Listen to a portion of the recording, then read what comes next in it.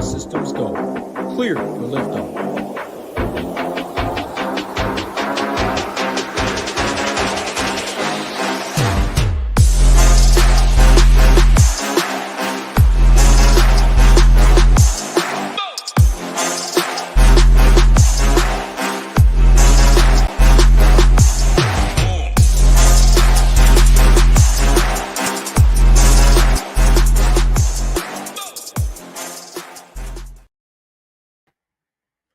What's going on, everyone? Welcome to the SHIPIT Nation PGA First Look video here. And it's going to be in the quick hit form, going solo today. And we're going to talk through, we got the Charles Schwab this week in Fort Worth, Texas. Obviously coming off the PGA Championship, which was a pretty electric event. I mean, the one thing I will say, of course, much easier than people anticipated. And the one thing, that I've noticed over the years, it's like, man, no matter how difficult or long people think these courses are, if there's not wind and the course is soft, these guys are going to find a way to tear it up. And that's what we saw this week. A birdie fest essentially at a major is not too fun, but Xander got the job done and well-deserved job. I mean, led wire to wire, one of the best players, obviously, in the PGA Tour.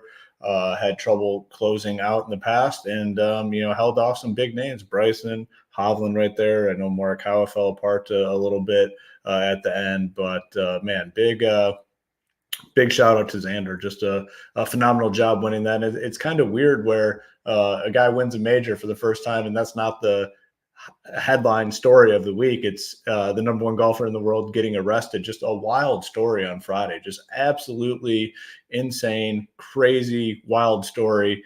And, Scheffler gets released from jail and comes out and shoots the 5 under in round 2. And the quotes after of him saying he was stretching in the jail cell, just absolutely insane, just a crazy story. And the fact that the police department there followed through and continued on. And I get it. At first, they didn't know who it was, and it was a tense, chaotic situation. But at some point, between the incident happening and getting to the police station, they figured out it was Scottie Scheffler, the number one golfer in the world. He did not intentionally try to run over a police officer, and they followed through and put him in an orange jumpsuit.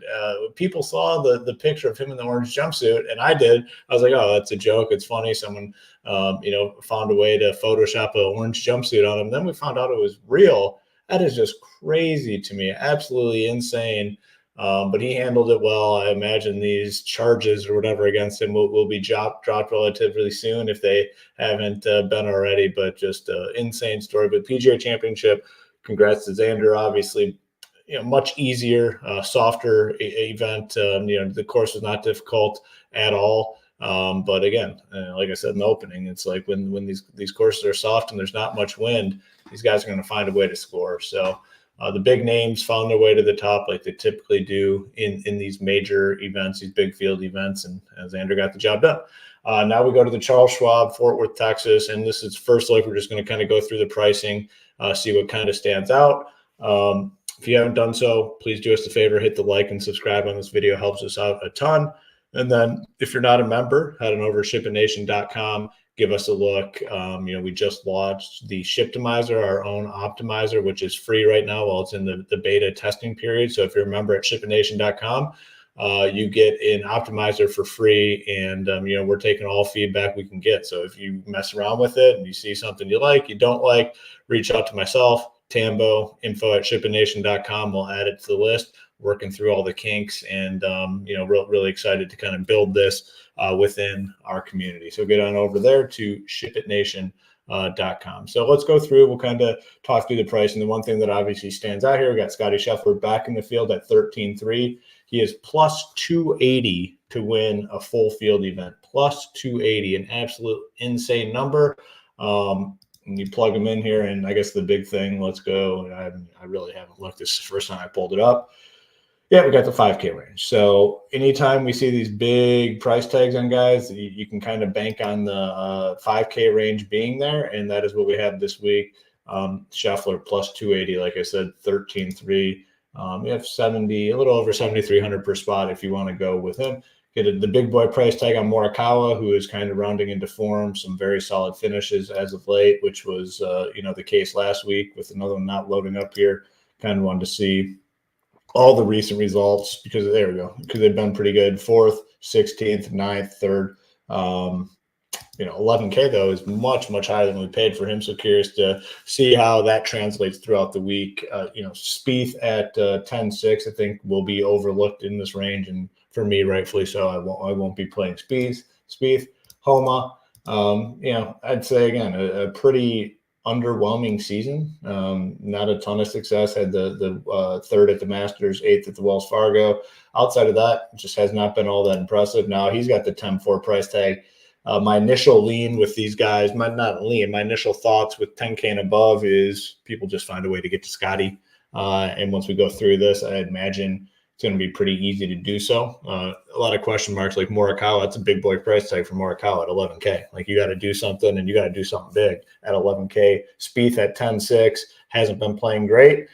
People can get off of him. And then Homa at 10-4.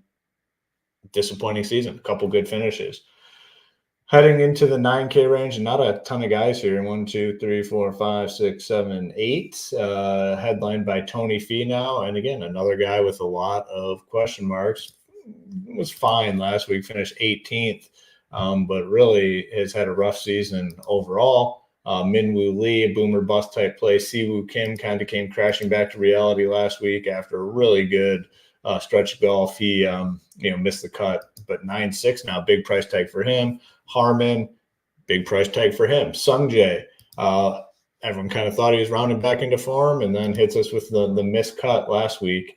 73-72 at an easy course. Tom Hoagie continues to play very solid, steady golf. I imagine he's the guy people look to in this range. Adam Scott missed cut last week, and then Harris English just very steady as of late. 18th. And he's been in this range, basically mid-teens to mid-30s all season long, very steady in terms of his production. So, I think people will probably sell themselves on Finau. Hoagie continues to play well, so I think people look to him. And then, maybe the field kind of starts to look to a guy like Harris English.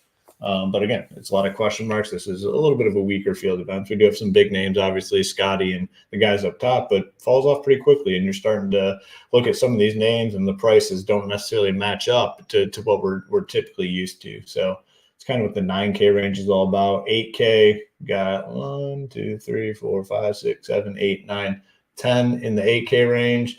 Seabass, disappointed last week. I was pretty high on him. He'd been playing very, very solid golf. 8,900 is a big boy price tag. I will be looking to go back to him. Horschel, I just never play Horschel.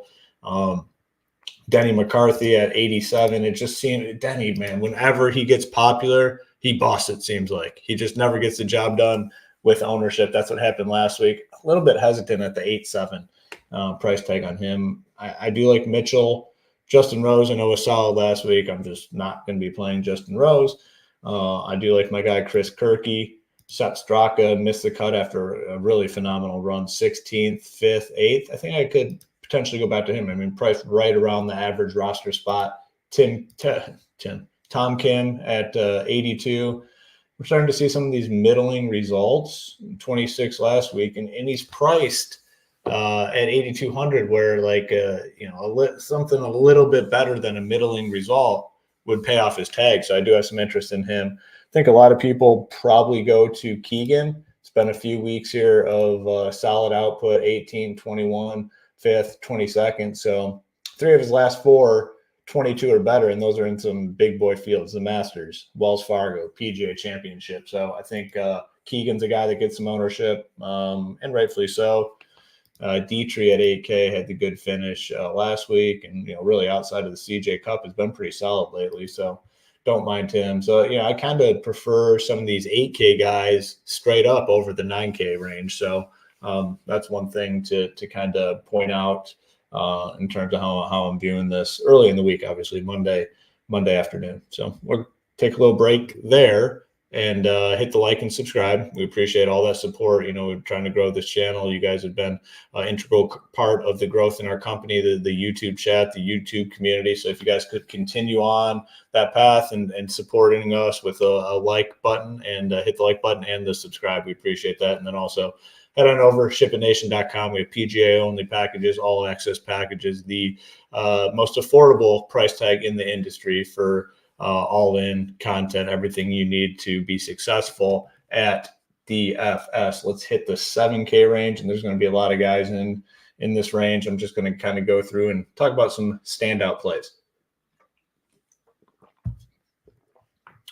Batia is a guy I'm just going to, probably continue to be on. A lot of, obviously had the win at the Valero Texas Open, but he's got a lot of, 13th, 14th, 17th place finishes in what is a somewhat weaker field event in on him. Taylor Moore continues to make a lot of cuts. Hubbard, McNeely, both pretty solid last week. 7,700 for both guys, and I think they're both firmly in play.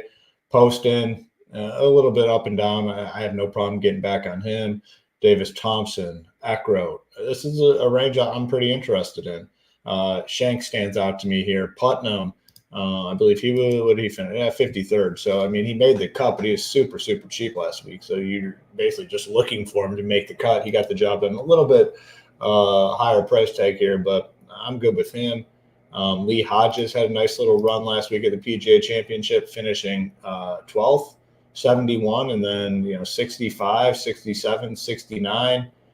24th at the Wells Fargo last week. So, some pretty solid success in some big boy fields. I think he's a play. Then my good old friend Bobby Mack at 7K flat, was on him a lot last season, and this year has been somewhat of it's been a disaster for him this year. But, Myrtle Beach Classic, it was very weak field, 13th, and then loaded field, obviously, at the PGA Championship, finishing 8th. That's going to be enough to suck me back in on my boy Bobby Mack. So I'll be in on him. So there's a lot of guys in this range. It's just by sheer number of golfers, there's a lot here. And I think there's some high upside guys. I don't even know if I mentioned my boy Shank at 74. He's always going to be in play for me, despite missing the cut last week. And it wasn't great at the Wells Fargo. But Shank's my boy, and I'm always on him. 6K range probably be a little bit smaller than it typically is because of the 5K range. Some names that stand out here. S.E. Kim just continues to, he has the potential to kind of surprise you. And we saw, we see the 14th at the Valero. He's 4th at the CJ Cup. Didn't do anything spectacular at the PGA Championship, but no one expected him to make the cut. He made the cut, finished 63rd. That's not a great turnout, but this is a much weaker field, and I do have interest in S.E. Kim here at 6,700. My boy Chesson, I always like him in some of these weaker field events, and I think this field is weak enough where we can potentially look to him. Novak I was playing. Let's see how Novak's been. Yeah, I mean, he's making cuts, not great finishes, but at 6,300, if he can sneak into like the 30s, we would take that, and I think he has that sort of upside. Schmidt had been solid for a while and then kind of fell off the face the last couple of weeks. I mean, that's enough for me to kind of stay off him. This Campillo guy, 4th at the Myrtle Beach, 24th at the CJ Cup, 18th at the Punta Cana, all weaker events. 6,200, can he make a cut and work his way into the 30 range or 20 range? I think there's a chance. So as of Monday afternoon, moderate interest in him. Carson Young is a guy I will look to this week at 6K. The 6K range, the 5K range, I mean, this is going to be, what does roster construction look like when you start playing these guys? We'll have a better feel for all that later in the week. Monday afternoon, no super strong takes on the 6K, 5K range and how necessary it is. But I will say, if you're playing a lot of Scotty and you're building multiple teams, you are going to have to embrace some of these guys. 5K range, I will not be diving in deep into this. I'm just going to rattle off anything that stands out to me on Monday, and then we'll hammer it a little deeper on the Wednesday show. Ben Coles, 2nd at the CJ Cup, 58th at the Wells Fargo. Not great, but that was a very loaded field. And then the PGA Championship last week, 26. Can we give him another chance? I think we can. And the one thing about these guys, no matter what the recent results are, they never get super high ownership. Never, ever get super high ownership. So there's not much to worry about in regards to that. My boy Stanger, 5,400. Ooh, a lot of miscuts, man. Stanger, it was fun for a while, but might have to pump the brakes a little bit on Stanger. Neesmith, another tough click, man. I like playing the guy, but it has been bad. Hayden Buckley, what's he been up to? Let's see. Hayden Buckley, yeah, not much. Yeah, this range is going to be very rough, very, very rough. And, man, nothing, not too – again, you don't want to be down here a ton. I was just seeing if we could find a name. 56, yeah, I can't really do that. All right, I got to find the most disrespectful price tag on the slate. We always name one guy the most disrespected price tag on the slate. It's not going to be a 5K guy. I don't think it's going to be a 6K guy. It's a tough week to label someone the most disrespectful price tag on the slate. Is it Hubbard? No, I don't think it's Hubbard. I guess as it stands right now, I'm going to have to come up a little higher than I like to, but I think it's got to be Keegan. He's playing really, really well. His last, 3 out of 4 events, top 22 or better, Masters, Wells Fargo, PGA Championship, lower than the average price on DK at the 8,100. It's got to be Keegan. Keegan's going to get the title, the most disrespectful price tag on the slate, 8,100. Probably going to get some ownership, but that's just he could easily be more expensive in this field, like cheaper than like Billy Horschel. I mean, come on, cheaper than Denny McCarthy, Justin Rose. Like, yeah, give me Keegan over all those guys. Most disrespectful price tag on the slate goes to Keegan. All right, same schedule for the rest of the week. Myself and Tambo will be back Wednesday afternoon with the full breakdown. We'll talk roster construction, talk through some builds, talk through if there's any weather. So that's the more in-depth show on Wednesday. Lee Aldrich, all his stuff drops super early. The Valley Report, the course fit rankings, all that'll be up on the site usually, Monday afternoon, Tuesday morning at the latest. So we get our content up nice and early. But yeah, it's going to do it for the PGA First Look. Appreciate all your support. And if you haven't done so already, please hit the like and subscribe on the way out. We'll be back Wednesday with the full breakdown, myself and Tambo. Make sure to tune in then. Good luck through the rest of the week here and leading up to Wednesday.